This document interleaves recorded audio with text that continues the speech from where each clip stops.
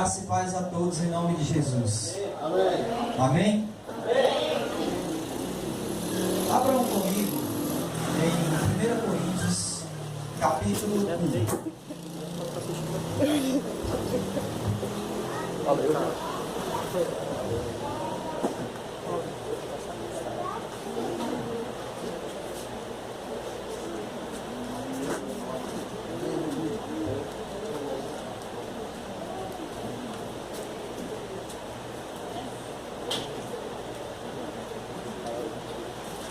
Coríntios, primeira carta de Paulo aos Coríntios, capítulo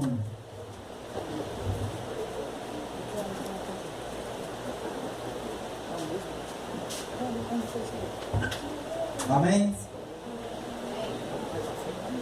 Ainda tem alguém procurando? E se não quiser ter misericórdia? Aí não é cristão, né? 1 Coríntios, capítulo 1, versículos do 4 ao 7. Vamos ler. Diz assim: sempre dou graças a meu Deus a vosso respeito, a propósito da sua graça, que vos foi dada em Cristo Jesus. Porque em tudo vos fostes enriquecidos nele, em toda palavra, em todo conhecimento, assim como o testemunho de Cristo tem sido confirmado em vós, de maneira que não vos falte nenhum dom, guardando vós a revelação de nosso Senhor Jesus Cristo. Amém. Vamos orar.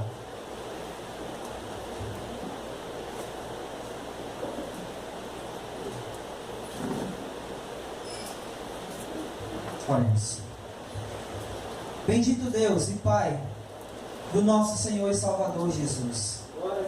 A Tua palavra, Senhor, como de costume, em todos os cultos cristãos, ela foi lida e ela será explicada. O que nós te pedimos, ó Deus, nessa noite, é que não a minha voz, não a minha palavra seja ouvida e seja guardada, mas e sim, Senhor, aquilo que seja ouvido e guardado seja a Tua palavra. Não estamos aqui para pregar as nossas ideologias, os nossos achismos, mas estamos aqui, Deus, única e exclusivamente para que a Tua palavra, somente a Tua palavra seja pregada. E para isso, Senhor, nós pedimos a ação do Teu Espírito a nos conduzir.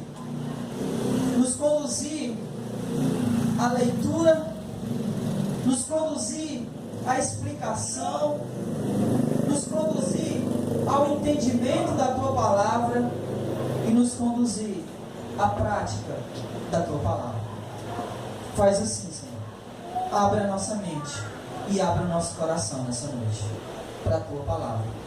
Em nome de Jesus, que nós oramos, que nós te bendizemos, hoje e sempre. Amém, Senhor. Meus amados, tempos difíceis, como igreja, nós temos vivido. E nesses tempos difíceis, nesses tempos de que o Evangelho ele tem sido dissolvido, nesses tempos onde a igreja ela perdeu um pouco do seu caráter, por assim dizer, ela perdeu um pouco da sua autoridade. Nesses tempos, a gente traz à memória um pouco a igreja do primeiro século.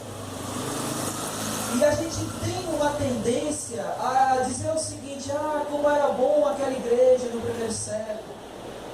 Como se nós tivéssemos vivido lá, né? E aí a gente fica pensando como era bom.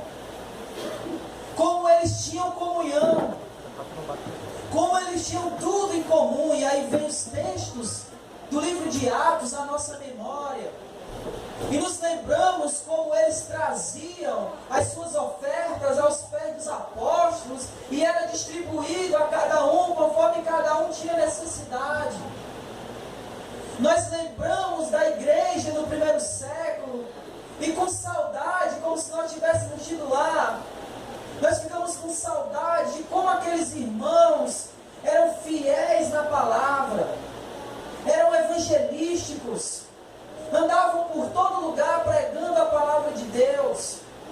Temos saudades de como aqueles irmãos eram irmãos de oração, que estavam constantemente reunidos em nome de Jesus para partir o pão, para orar. E em muitas dessas orações que eles oravam e louvavam e adoravam o nome desse Deus, o lugar onde eles estavam se tremia e eram abalados os firmamentos daqueles lugares. E nós ficamos com saudade dessas igrejas, dessa igreja no primeiro século.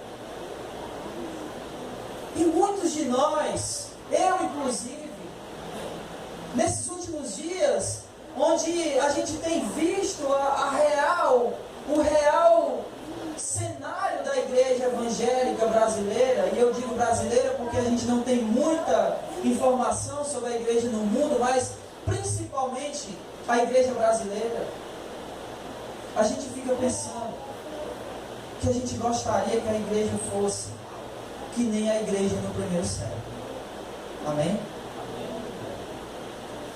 Mas, ao mesmo tempo que eu me pego a pensar nesses fatos, que eu me pego a ter saudade de uma igreja como a igreja do primeiro século, ao mesmo tempo vem uma pergunta: será que a igreja do primeiro século era tão diferente da igreja hoje? Será que a igreja do primeiro século era de fato essa igreja tão perfeita que nós pintamos na nossa mente? E alguns insistem de querer voltar ao primeiro século para querer viver aquela igreja no primeiro século. Será que essa igreja era tão perfeita? E aí, olhando e folheando a carta de Paulo aos Coríntios, nós percebemos que não. Que essa igreja não era tão perfeita. Que essa igreja, ela tinha tantos defeitos como ela tem hoje. Que ela tinha tantos problemas, tantos quantos nós temos hoje. Que ela tinha tantas dificuldades quanto ela tem hoje. E nós vamos encontrar aqui em Corinto, na carta de Paulo aos Coríntios, uma igreja doente, uma igreja cheia de problemas, uma igreja que talvez nenhum de nós gostássemos de frequentar. Nós vamos encontrar uma igreja em Corinto, e essa é uma lição para nós, que não existe igreja perfeita. Não existe igreja perfeita pelo simples fato da igreja ser feita de pessoas. A igreja, e eu espero que ninguém tenha essa ideia aqui, se você tiver essa ideia, por favor, levante a mão. A igreja não é esse lugar. Você crê que a igreja não é esse lugar? Você crê que a igreja não são essas paredes? Você crê que a igreja não é esse teto, esse piso, esse púlpito, esse microfone ou nada que está aqui? Não creia que a igreja não é nada que está aqui não, porque nós estamos aqui. E nós somos a igreja. Glória a Deus.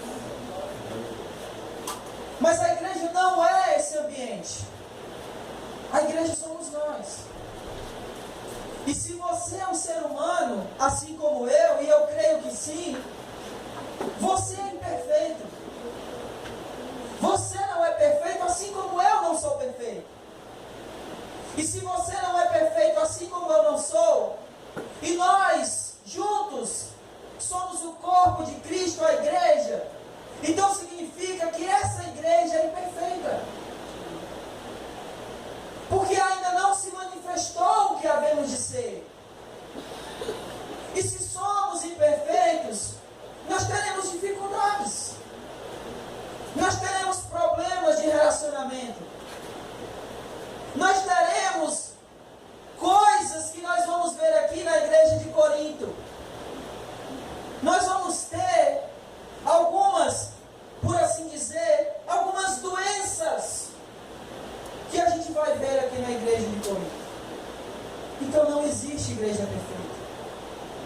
Aliás, eu lembrando aqui do Cláudio Duarte, né? Ele que é muito brincalhão nas suas pregações, ele diz: no dia que você encontrar uma igreja perfeita, não entre nela. Porque na hora que você entrar, ela vai deixar de ser perfeita. Então, a primeira coisa, a primeira doença, por assim dizer, que nós vamos encontrar na igreja de Corinto, está aqui no capítulo 1, versículos 12 e 13. Por favor, leia comigo. Diz assim, versículos 12 e 13: refiro-me ao fato de cada um de vós dizer: eu sou de Paulo, e eu de Apolo, e eu de Cefas, e eu de Cristo. Acaso Cristo está dividido? Foi Paulo crucificado por vós? Ou fostes, porventura, batizados em nome de Paulo? Então, a primeira doença dessa igreja, da cidade de Corinto, dessa igreja em Corinto, era uma igreja que estava cheia de divisões. Era uma igreja dividida.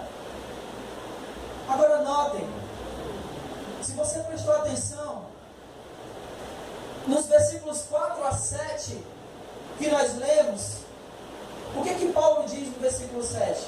O que essa igreja tinha no versículo 7? De maneira que vos falte nenhum quê? Dom. É incrível como essa igreja, repleta de dons, era uma igreja repleta de divisões. É incrível como o fato de que as pessoas têm um dom fazem muito mais elas se dividirem do que se unirem. E isso é real. Porque quando nós temos um dom, nós estamos sempre querendo mostrar esse dom para os outros. Nós estamos sempre querendo ficar em destaque para que os outros vejam o meu dom. E eu estou sempre querendo fazer melhor do que o outro. E isso vai criar uma competição. E criando uma competição, criarão divisões. Essa igreja, ela era no primeiro século. E hoje? Existem divisões no nosso meio? Precisa perguntar? Não basta, assim, não precisa nós andarmos muito nesse Maracanã, ou nesse Gereissati, para a gente perceber quantas denominações existem aqui no Gereissati, não falo nem do Maracanã, no Gereissati. É a igreja fulana aqui, é a igreja fulana ali, é a igreja fulana de tal acolá. E nós vamos ver igrejas, denominações espalhadas por todo lugar. E a gente percebe que essa divisão, ela não é uma coisa de agora. Ela é uma coisa de sempre. Desde quando a igreja foi igreja, divisões existem. É bem comum nós encontrarmos pessoas que dizem assim, eu acredito que você já ouviu essa propaganda. Eu sou, Aí diz o nome da instituição. Como se nós pertencêssemos à igreja. Não, nós pertencemos a quem? A Cristo. E isso é exatamente isso que Paulo está combatendo. Versículo 12. Refiro-me ao fato de cada um de vós dizer: eu sou de Paulo, eu sou de Apolo, eu sou de Cefas, eu sou de Cristo. Divisões que existiam na igreja antes e existe na igreja hoje. Então a igreja de hoje não é assim tão diferente da de antes. Então a igreja do primeiro século não era assim, uma igreja tão perfeita como a gente imaginava. A igreja sempre teve problemas. A igreja sempre teve dificuldades. E enquanto Cristo não voltar, essa igreja vai continuar sendo assim. Porque são pessoas.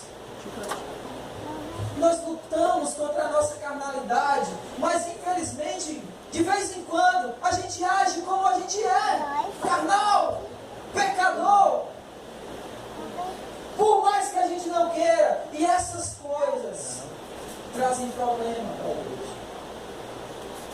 Amém? Em segundo lugar, essa igreja, vá para o capítulo 5, por favor.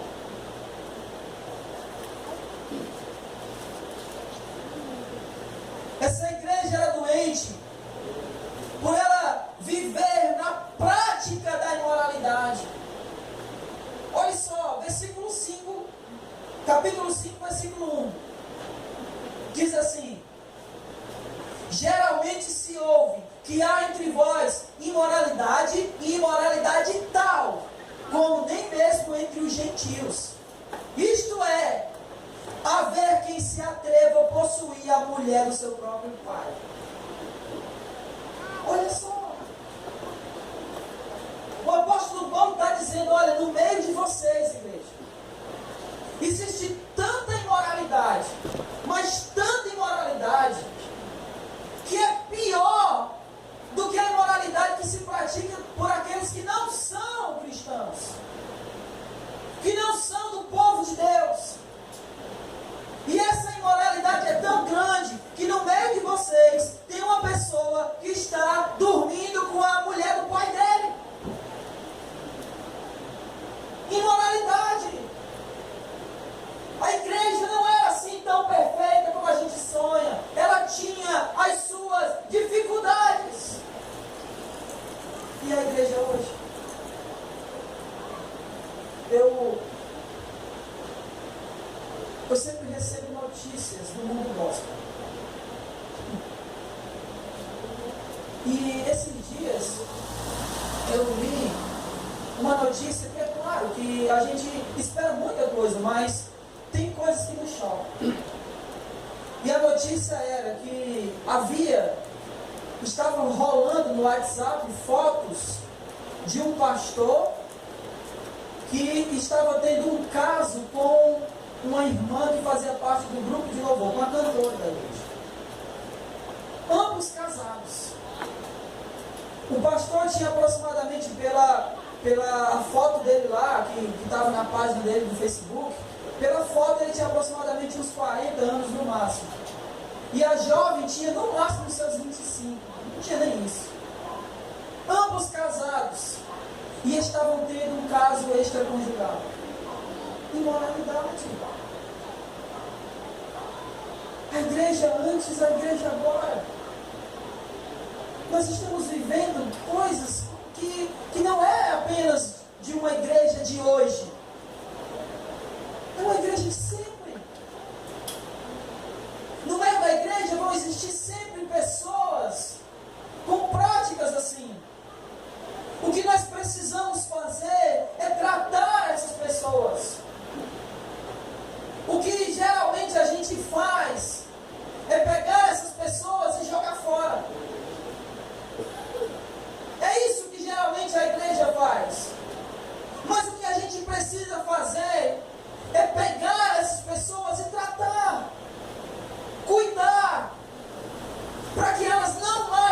pratiquem esse tipo de pecado. É claro que eu estou falando de tratar quando a pessoa, ela realmente quer se converter, ela realmente quer mudar, ela realmente quer uma restauração. Porque se você continuar lendo aqui o capítulo 5, o apóstolo Paulo vai dizer o seguinte a respeito desse rapaz: entrega ele a Satanás. Mas aqui era alguém que não estava nem um pouco afim de se arrepender. E aí Paulo diz: entrega ele a Satanás.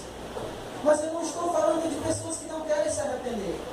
Às vezes a pessoa até quer, mas a igreja ela tem um hábito ruim de não querer tratar, porque dá trabalho. É mais fácil você curar um doente ou matar ele? É muito mais fácil matar.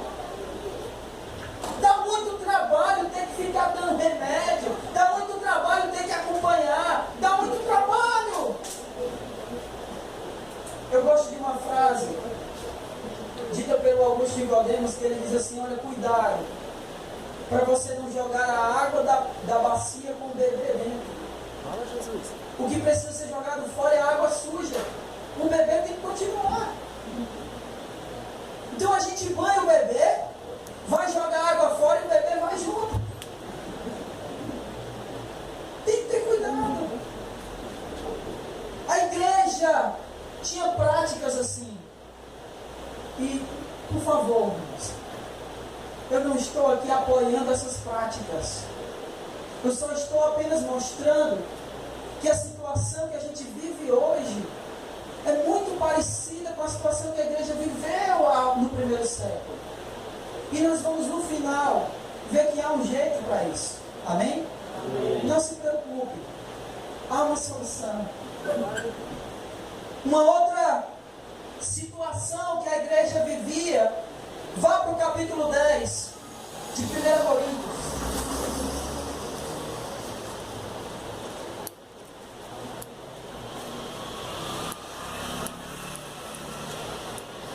Ela vivia práticas idólatras. Capítulo 10, versículos 14. Portanto, meus amados, versículo 14 do capítulo 10. Portanto, meus amados, fugi da idolatria. Versículo 20. Antes digo que as coisas que eles sacrificam, é a demônios que as sacrificam, e não a Deus. E eu não quero que vos torneis associados aos demônios. A igreja viveu uma situação assim, de idolatria. E a igreja hoje vive uma situação de idolatria. Durante anos e anos, os cristãos evangélicos, eles julgaram os católicos de idólatras. Anos. Os católicos, aqueles idólatras que adoram santos. E hoje, os evangélicos têm adorado cantores e pregadores. Quem é que vai estar lá? É o fulano. Eita, a bênção vai chegar. Ele está lá? Tá, é hoje. E Jesus eu não sei, mas se o cantor lá tiver, a bênção chega. Isso é idolatria. Nunca fomos tão idólatras. Nunca tivemos tanta fé em objetos.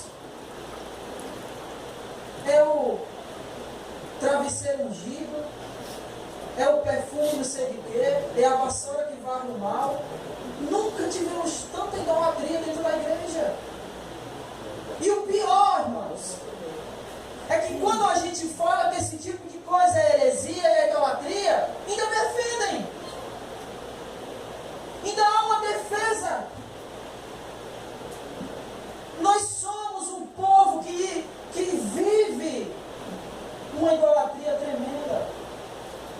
E que moral nós temos para acusar os católicos de idolatria?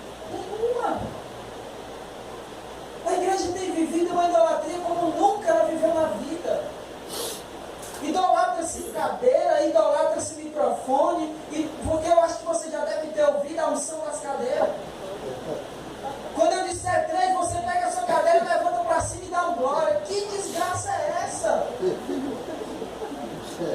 Onde é que está escrito isso no Novo Testamento, pelo amor de Deus? Nem no Velho.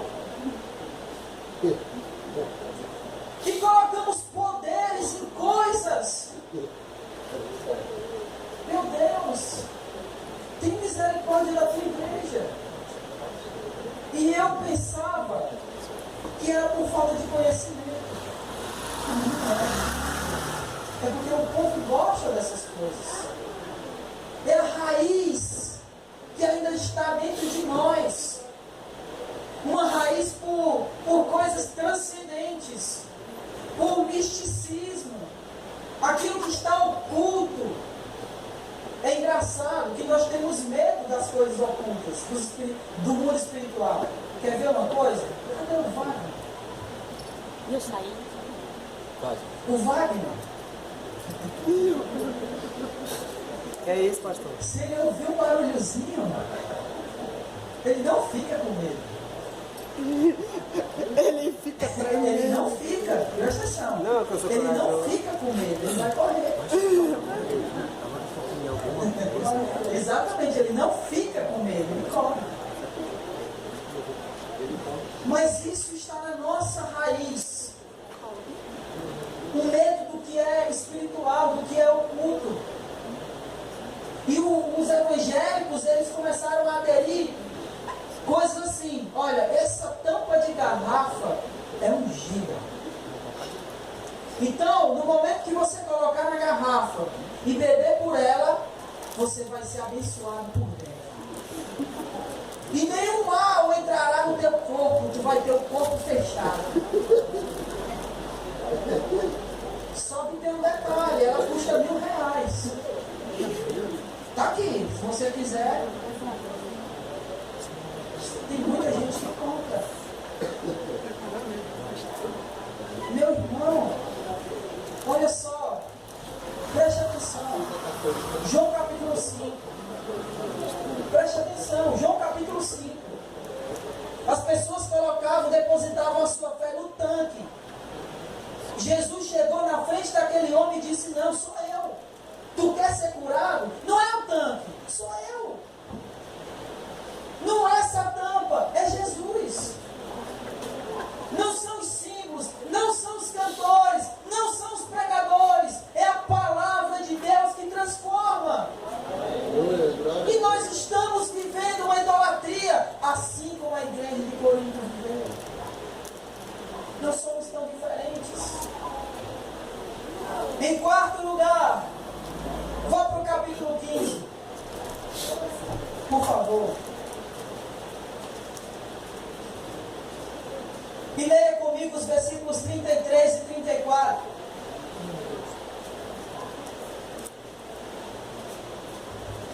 A igreja tinha uma prática de conversas inconvenientes. Olha só, versículo 33 e 34. Não vos enganeis. As más conversações corrompem os bons costumes. Tomai-vos a sobriedade, tornai-vos a sobriedade, como é justo, e não pequeis, porque alguns ainda não têm conhecimento de Deus. Isto digo para a vergonha de vocês. Naquela igreja havia conversas inconvenientes, e se conversavam tantas inconveniências que as pessoas nem conheciam a Deus. Meu Deus, como essa igreja parece com a igreja hoje. É tão interessante como pessoas cristãs, elas quando se encontram, conversam de tudo, menos de Deus.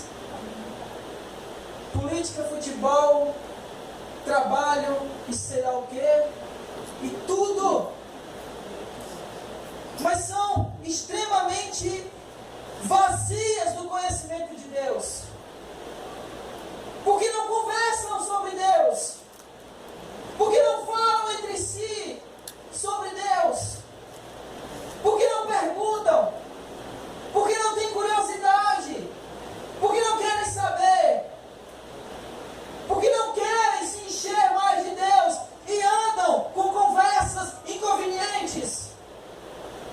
chamar de fofoca. Fofoque bem muito sobre Jesus. Fale dele para as pessoas. Ele quer que você fofoque dele. Diga assim, olha, eu vou te contar uma coisa de Jesus, viu? E fale. Paulo diz que há uma vergonha entre eles haver pessoas que não têm conhecimento de Deus. Irmãos, atentem aqui. Paulo não está falando para pessoas que não são cristãs. Ele está falando para uma igreja. E ele está falando para uma igreja que no meio da igreja existem pessoas que não conhecem a Deus. Como é que pode isso? E é o que a gente vive hoje. No meio das igrejas. As pessoas não conhecem o Deus a quem elas são. Elas não sabem quem é Deus. Elas não sabem do que Ele é capaz. Elas não sabem o que Ele pode fazer e o que Ele não pode fazer. Elas não sabem o que vem de Deus e o que não vem de Deus. É uma falta de conhecimento de Deus tremenda. E o que é isso? Porque elas não falam a respeito de Deus. Elas preferem estar em lugares onde Deus não é mencionado, onde as coisas de Deus não são faladas. Eu não gosto aqui de dizer o seguinte: olha, se você quer saber mais de Deus, venha para as programações. Eu acredito que todos nós sabemos que nós temos que estar nas programações da igreja. Não precisamos estar falando isso. Mas uma das programações aqui, que é uma vez por mês, que é o Clube do Livro, um lugar que a gente tira dúvidas. Quase ninguém mais está vindo. Primeiro domingo de cada mês, Clube do Livro. Nós estamos estudando o livro de Atos. Hoje foi os primeiros 14 capítulos. No próximo mês, os últimos 14, do 15 ao 28. Leiam, venham, tirem dúvidas, vamos conversar sobre Deus. Vamos conversar entre nós as coisas de Deus. E não vamos conversar as coisas inconvenientes. 2 Coríntios, capítulo 2.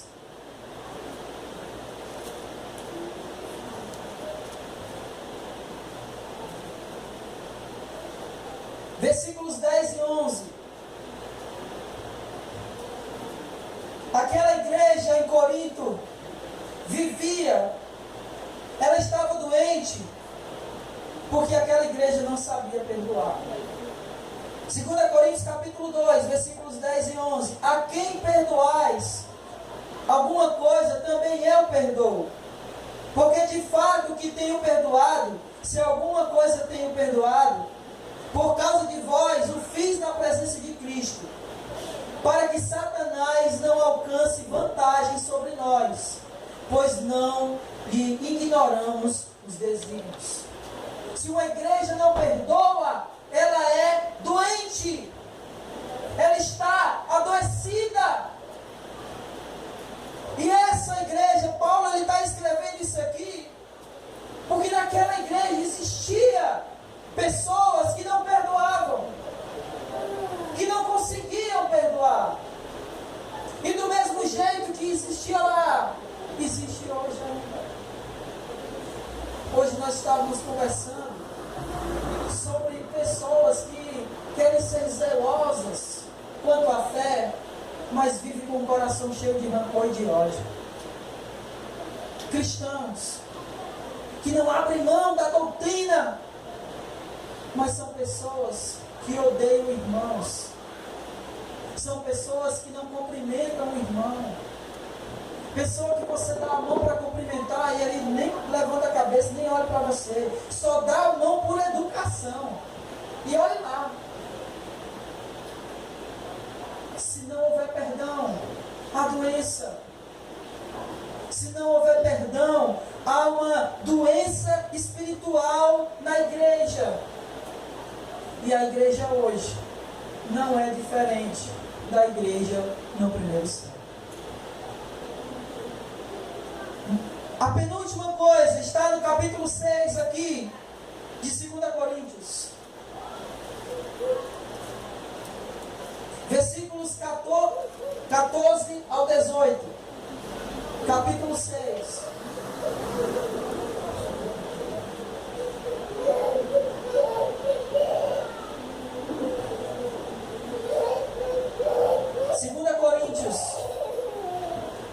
Capítulo 6, do 14 ao 18, diz assim: Não vos ponha em julgo desigual com os incrédulos, porquanto que sociedade pode haver entre a justiça e a iniquidade? Ou que comunhão da luz com as trevas? Que harmonia entre Cristo e o maligno? Ou que união do crente com o incrédulo? Que ligação há entre o santuário de Deus e os ídolos? Porque nós somos santuário de Deus, do Deus vivente. Como Ele próprio disse: habitarei e andarei entre eles, serei o seu Deus e eles serão o meu povo. Por isso, retirai-vos do meio deles, separai-vos, diz o Senhor. Não toquei nas coisas impuras e eu vos receberei. Serei vosso pai e vós serei para mim filhos e filhas, diz o Senhor Todo-Poderoso. Aquela igreja, ela tinha uma aliança com o mundo. E a igreja de hoje, infelizmente, ela tem uma aliança com o mundo. Irmãos, uma das piores coisas que aconteceu com a igreja no Brasil foi a inclusão da palavra gospel. Porque hoje, se tiver o nome gospel, está ok. É um bar, mas é gospel. Ah, então tudo bem. Não tem problema.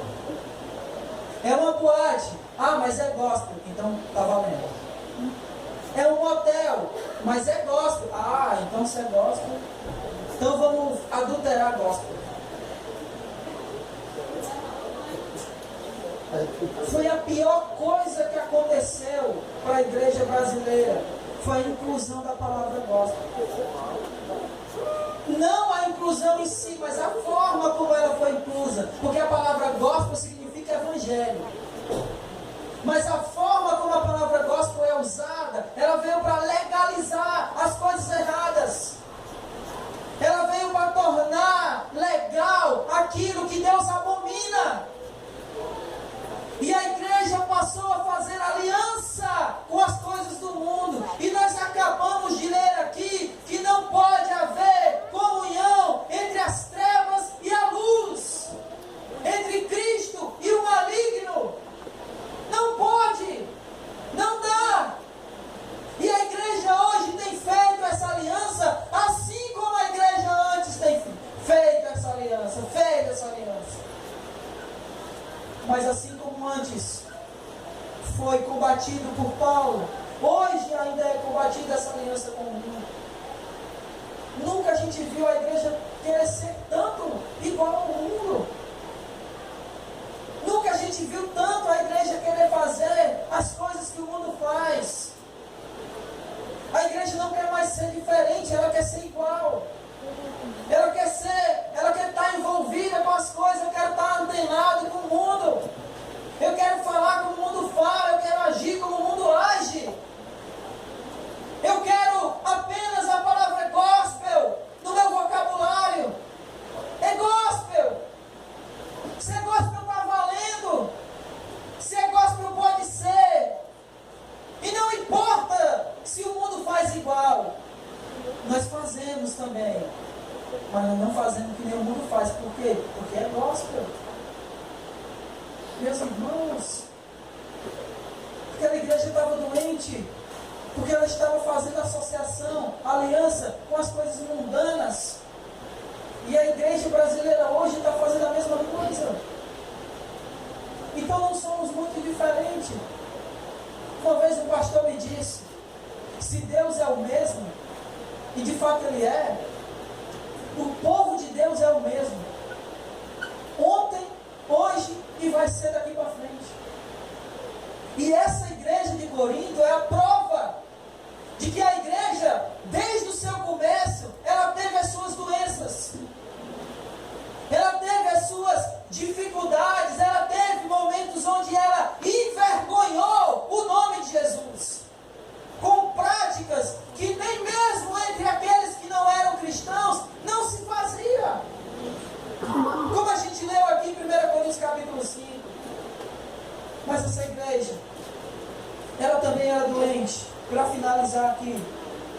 capítulo 12, versículo 21. Porque naquela igreja faltava arrependimento. 2 Coríntios capítulo 12, versículo 21. Receio que indo outra vez, o meu Deus me humilhe no meio de vós, e eu venha a chorar por muitos que outrora pecaram, e não se arrependeram da impureza, da prostituição, lascívia que cometeu. Aquela igreja era doente, não apenas porque ela praticava tudo isso que a gente falou aqui, mas ela era doente porque ela não se arrependia dos seus pecados. Irmãos, eu mostrei tudo isso para vocês, para que vocês percebam que não somos tão diferentes assim. Talvez numa coisa a gente é diferente. Numa coisa. No uso do remédio. Ou melhor, no remédio. A igreja hoje, como a igreja antes, tem todos esses problemas aqui. Só que a igreja de hoje, ela está tentando resolver com fórmulas antibíblicas. Ela está tentando resolver com festas, com shows, com pulos, com gritos. Isso não resolve esses problemas. Nada de qualquer método que a gente possa pensar para resolver esses problemas aqui não são suficientes. Não funcionam. Só tem uma maneira de resolver tudo isso aqui. Só tem uma forma da igreja não viver de forma doente, vivendo na prática dessas coisas aqui. E Paulo disse isso para essa igreja. O que mais me impressiona em Paulo é que talvez nós, se fosse escrever essa carta aos Coríntios, sabendo tudo aquilo que eles estavam fazendo, eu teria escrito assim: olha, vocês estão fazendo tudo isso, e a solução, no final, eu diria, é isso aqui. Paulo fez o contrário. Ele escreveu a solução. Depois ele disse o que eles estavam fazendo. Por isso eu gostaria que você voltasse lá no capítulo 1, aqui de Coríntios, e lesse comigo o versículo 21.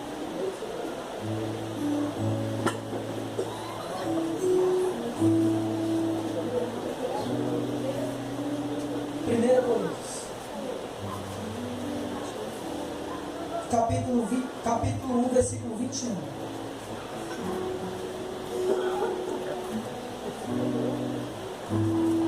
Perdão, 23.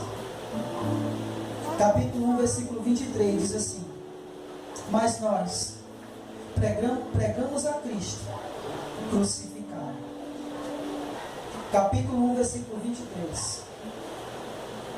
Mas nós pregamos a Cristo crucificado, escândalo para os judeus, loucura para os gentios. Sabe qual é a solução? Para todos os problemas da igreja de ontem e da igreja de hoje, o Evangelho. Não existe outra coisa. Não existe métodos. Não existe fórmulas. Não existe ideias que sejam melhores para tratar os problemas da igreja do que o Evangelho de Jesus. O Evangelho cura, o Evangelho sara, o Evangelho liberta, o Evangelho salva. Nada mais além do Evangelho. E eu me impressiono com o Paulo, porque ele começa dizendo isso, porque a ideia dos coríntios começava pela ideia errada do Evangelho. O Evangelho é Jesus. E eles estavam dizendo: eu sou de Pedro, eu sou de Paulo, eu sou de Apolo. Não!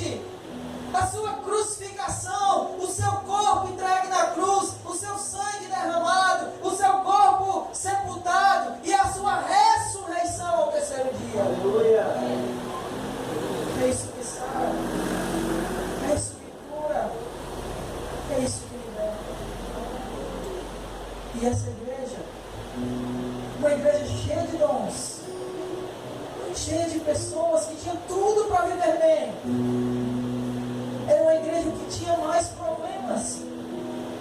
Paulo precisou escrever 2 cartas para essa igreja. E é claro que nós falamos alguns dos problemas, não falamos todos. Eu poderia falar aqui que essa igreja ainda tinha problemas de relacionamentos. Essa igreja tinha problemas de pessoas no seu casamento. Essa igreja tinha problemas até na hora de tomar a ceia. Mas para corrigir isso, só o Evangelho de Jesus, só o Evangelho tem esse poder para restaurar. Não existe igreja perfeita, nem hoje, nem ontem e nem amanhã vai existir. O que existe é um perfeito Evangelho que nos faz viver uma vida com Cristo. Glória a Deus. E aonde quer que você esteja, não procure uma igreja perfeita. Procure se o Evangelho está sendo pregado com perfeição. Amém? Está sendo pregado na sua totalidade. Que Deus nos abençoe.